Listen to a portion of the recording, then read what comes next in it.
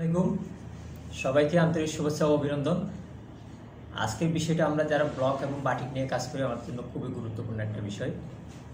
কারণ block batik নিয়ে কিন্তু সবাই কম বেশি কাজ করি এবং নিজে অনেক ধরনের ভাবে কাজটা উপস্থাপন করতেছি।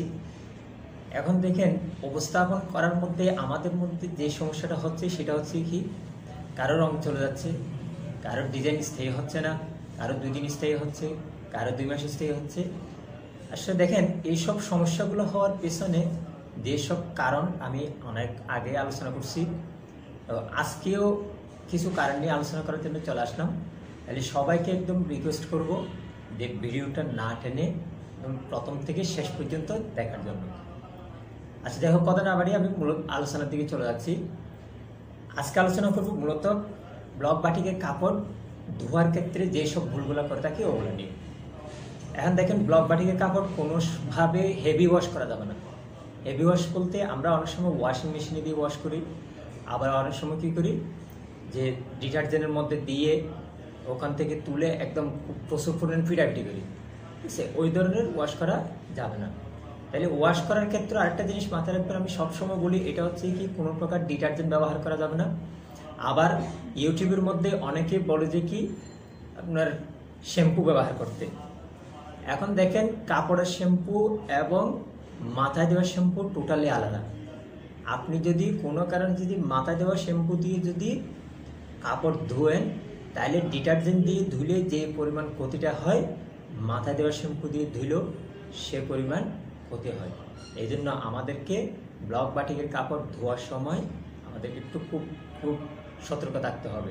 হ্যাঁ, তাহলে হেভি ওয়াশ করা যাবে না এবং কোনো প্রকার খুব বেশি কচকানো যাবে না। এভাবে আমরা অনেক সময় কচলাই, এইভাবে কচলানো যাবে না। এভাবে কচলাইলে আপনি দেখবেন দেখি যে ব্লকটা উঠে যাবে এবং রংটাও চলে যাবে। একটা গেল।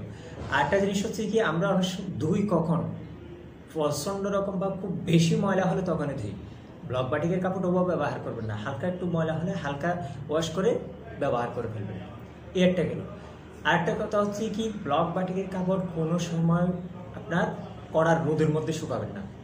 সব সময় একদম হালকা রোদ অথবা বাতাসের মধ্যে শুকাবেন।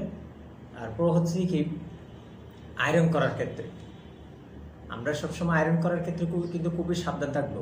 আরেকটা হচ্ছে কি, ব্লক বাটিকের কাপড় ধোয়ার পরে অবশ্যই আয়রন করে সংরক্ষণ করবেন বা আয়রন করে আবার ব্যবহার করার জন্য চেষ্টা করবেন। এই ক্ষেত্রে আপনার ডিজাইনটা বা আপনার রঙের উজ্জ্বলতাটা দীর্ঘদিন থাকবে।